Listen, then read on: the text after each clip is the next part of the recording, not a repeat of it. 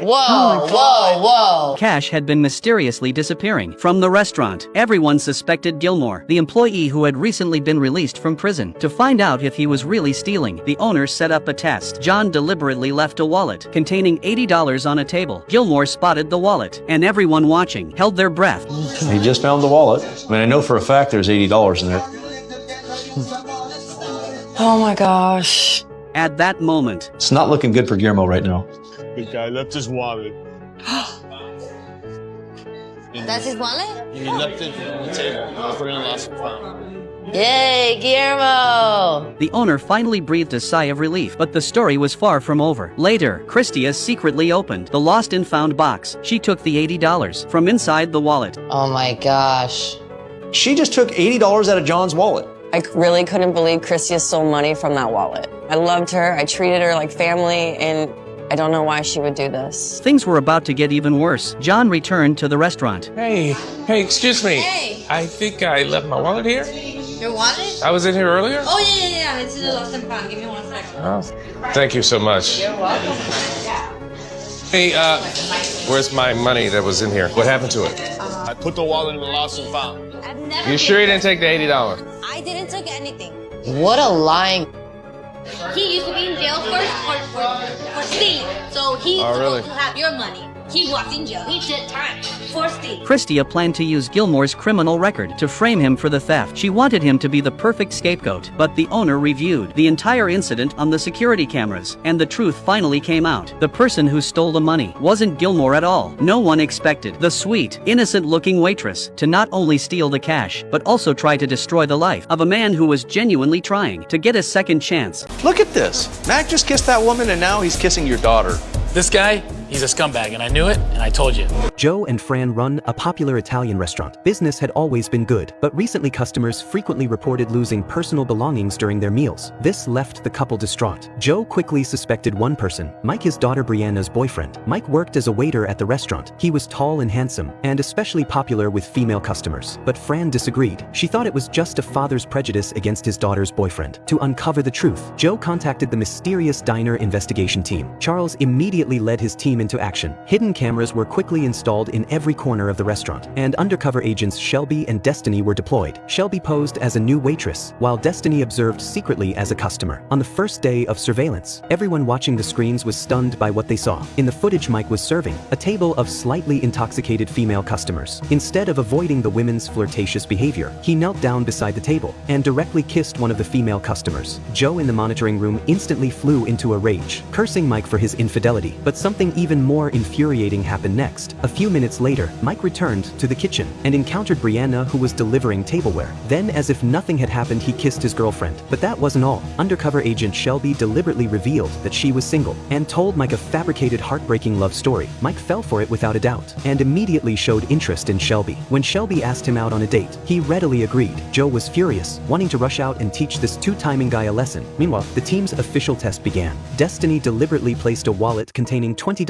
on the table and then got up and walked away. Everyone's eyes were glued to the surveillance screen. Mike walked to the table. He saw the wallet but didn't take it. So who was the real thief? Just as everyone was puzzled, the camera shifted to a completely unexpected person. 65-year-old cleaner Hal. Hal had difficulty finding work due to his age, and the couple had taken him in out of compassion. But in the surveillance footage, Hal pretended to pour water on the table next to him, then deliberately knocked over the test wallet. The banknotes scattered. He quickly picked up the money and stuffed it into his pocket, then put the empty wallet back in its place. He thought he had done it undetected. However, the scene was clearly recorded by the camera. Joe and Fran were stunned, their faces filled with disbelief and shock. Then, following Charles's instructions, Shelby quietly opened Hal's locker. The sight inside completely shocked everyone. Oi, what's going on here? This is my restaurant. I don't know any of you lot. Everyone out, now! Move!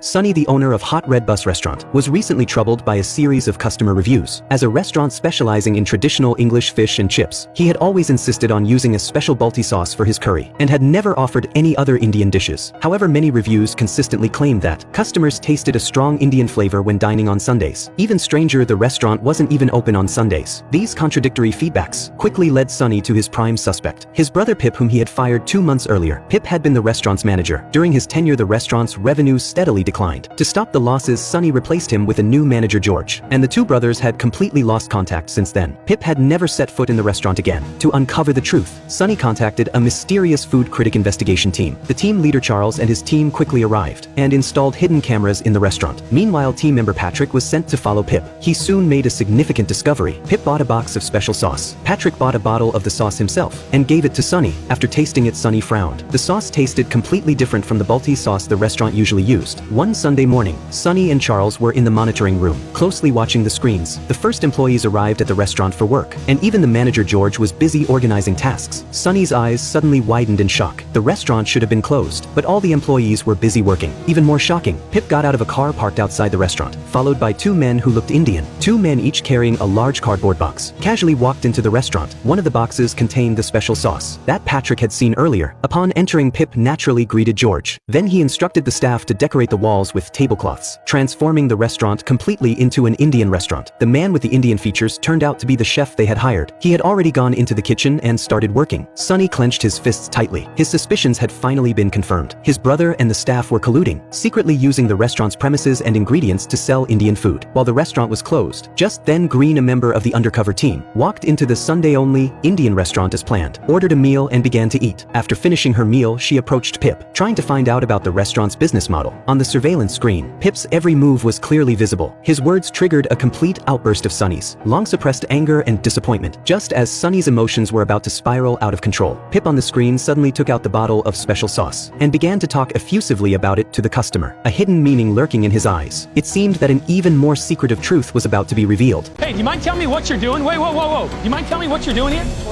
I'm not on the tour. Where are you going with the barrel? I'm talking to you.